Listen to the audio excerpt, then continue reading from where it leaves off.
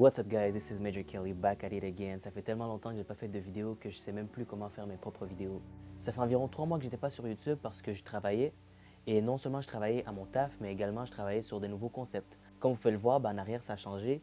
Je travaillais sur le plus de choses que je pouvais faire pour avoir du contenu qui graille et avoir une qualité qui graille. Voilà pourquoi j'étais absent. Je ne vais pas dévoiler tous les plans que j'ai planifiés pour cette chaîne parce que je veux que ce soit une surprise pour vous et que vous puissiez justement savourer. Mais non seulement savourer, mais que vous revenez justement pour voir ce que j'ai préparé pour vous. Parce que je vous garantis, j'ai préparé des bails qui graillent, des bails qui vont nous mettre bien. Ici, à une deuxième vague, on va être bien pour de vrai. Je garde la surprise. Ceci étant dit, dans la vidéo d'aujourd'hui, je voulais parler d'un truc qui est très important. Vous savez, la plupart du temps dans notre vie, on finit tout le temps par rencontrer un échec, on finit par rencontrer des obstacles dans notre vie. Toi et moi, ça nous est déjà arrivé de travailler tellement fort, de se donner corps, âme et esprit pour un truc dans lequel on croyait réellement, pour un truc qu'on voulait absolument faire, mais qu'au final, ça n'a pas marché. Au final, on a eu des bâtons dans les roues et voilà, il n'y a rien qui s'est passé parce qu'on a tout simplement échoué ce qu'on planifiait faire. Aujourd'hui, c'est cette histoire-là que je veux raconter. Aujourd'hui, c'est toi et moi dans une histoire que je veux justement qu'on puisse parler par rapport à ça. Quand la vie te dit non. Combien de fois est-ce que tu as arrêté de croire en ton rêve parce que justement tu avais fait face à cet échec-là, parce que tu avais fait face à une personne qui t'a empêché de pouvoir avancer dans ce que tu planifiais? Combien de fois est-ce que cette situation difficile t'a fait douter de tes capacités, t'a fait douter de ces talents que tu avais en toi, t'a fait douter des atouts que tu avais en tant qu'individu à l'intérieur de toi? Combien de fois c'est arrivé ça? On ne se mentira pas, des fois on traverse des situations qui nous tapent, qui nous giflent et que la seule option qu'on voit, c'est justement de baisser les bras et de tout arrêter, ce qu'on faisait, ce qu'on préparait, ce qu'on planifiait, peu importe, on arrête tout.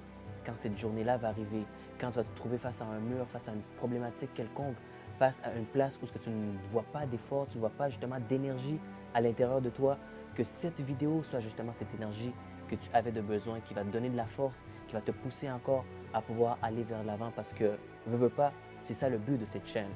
Je me souviens une fois, je préparais un truc dans lequel je croyais de tout mon cœur, de tout mon âme. Je m'étais donné corps, âme et esprit. J'avais dû mettre toute l'énergie que j'avais. Vraiment, franchement, j'ai tout mis, j'ai tout donné et j'avais hâte d'arriver au résultat final parce que je me disais, c'est impossible qu'avec autant d'efforts, ça ne puisse pas marcher en fait.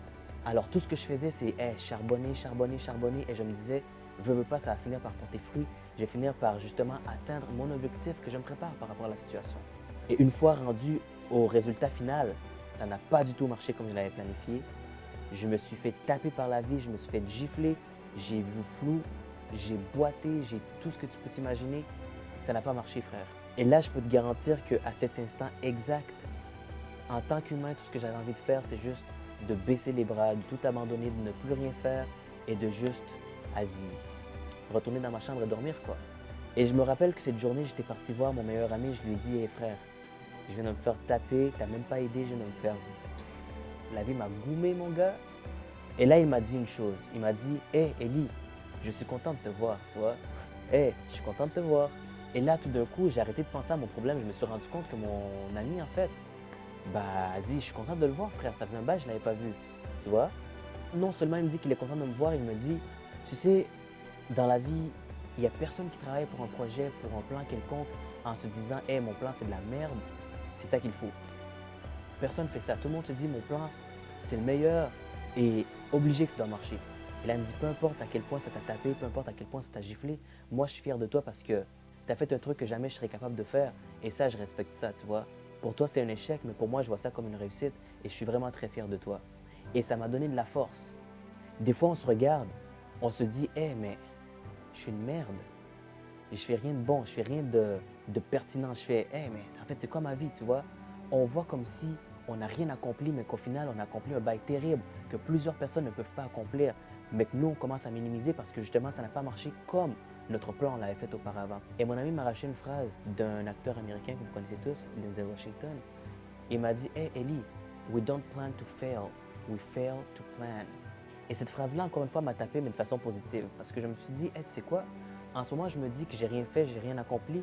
Mais au contraire, le fait que ça n'ait pas marché comme je l'avais prévu, ça me permet de pouvoir repenser à mes bails pour que je puisse me mettre sur le bon chemin, sur le droit chemin.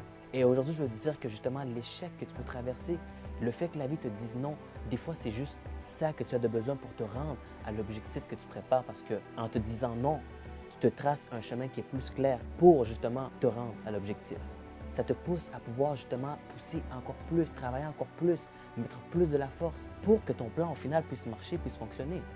À force de se faire dire non à plusieurs raisons, à force de pouvoir se faire dire non par la vie, par les gens autour de toi, c'est ça qui fait de toi une personne complète que tu es aujourd'hui. C'est ça qui fait de toi une personne avec autant de capacités aujourd'hui.